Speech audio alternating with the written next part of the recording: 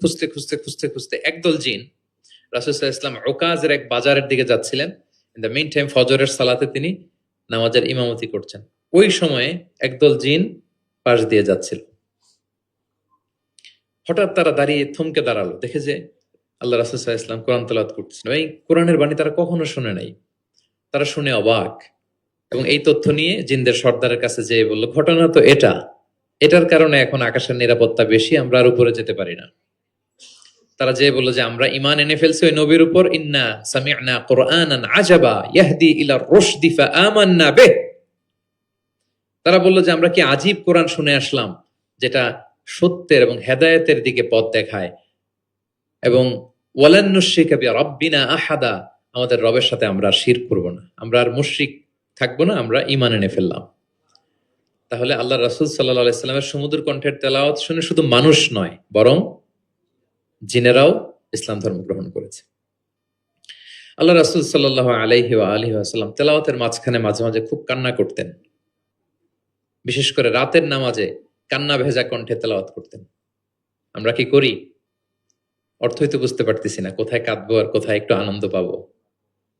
দেখবেন যে কাবা ঘরের ইমামরা যখন জান্নাতের আয়াত আসে একটা ভিন্ন মাকামে পড়ে,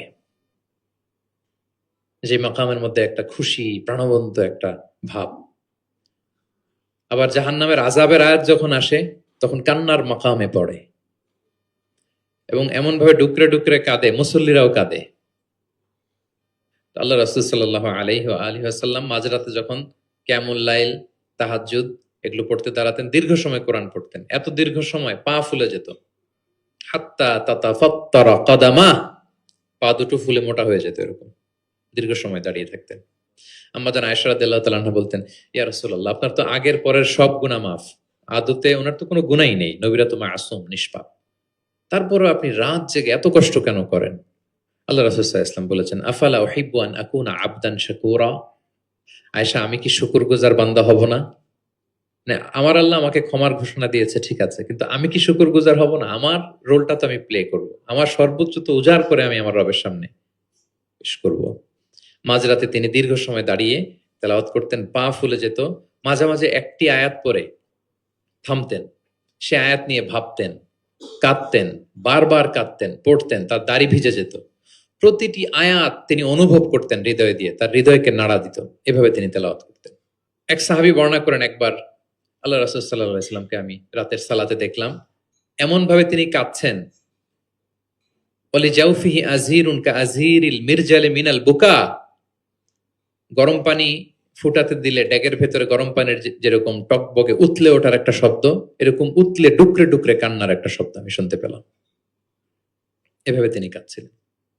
যেদিন বদরের যুদ্ধ, তার আগের রাতে আলী রাদিয়াল্লাহু তাআলা আনহু বলেন, সেনাবাহিনীর ছাউনির মধ্যে সব সাহাবারা, ৩১৩ জন সাহাবা, সবাই রাতে ঘুমাচ্ছে একটু এনার্জি নেয়ার জন্য, সকালে যুদ্ধ শুরু হবে। কিন্তু আমি দেখলাম সবাইকে ঘুম পাড়িয়ে আল্লাহ রাসূল সাল্লাল্লাহু আলাইহি ওয়াসাল্লাম নামাজে দাঁড়িয়ে কাঁদছেন। সব সাহাবারা ঘুমিয়ে আছে, কিন্তু আমি খেয়াল করে দেখি যে রাসূল সাল্লাল্লাহু আলাইহি ওয়াসাল্লাম ঘুমান নেই। গাছের নিচে দাঁড়িয়ে তিনি সারা রাত ব্যাপী কান্না করছেন আর তেলাওয়াত করছেন। এভাবে তিনি কোরআনকে ফিল করতেন। আম্মা জান আয়েশা বলেন, রাতে এত কাঁদতেন মাঝে মাঝে তেলাওয়াত করতে করতে, হাত্তা বাল্লা হাজারা, জামা ভিজে যেত, হাত্তা বাল্লা লিহিয়াতা, দাড়ি ভিজে যেত, হাত্তা বাল্লাল আরদা, যেখানে সেজদা দিতেন জমিন ভিজিয়ে দিতেন কাঁদতে কাঁদতে।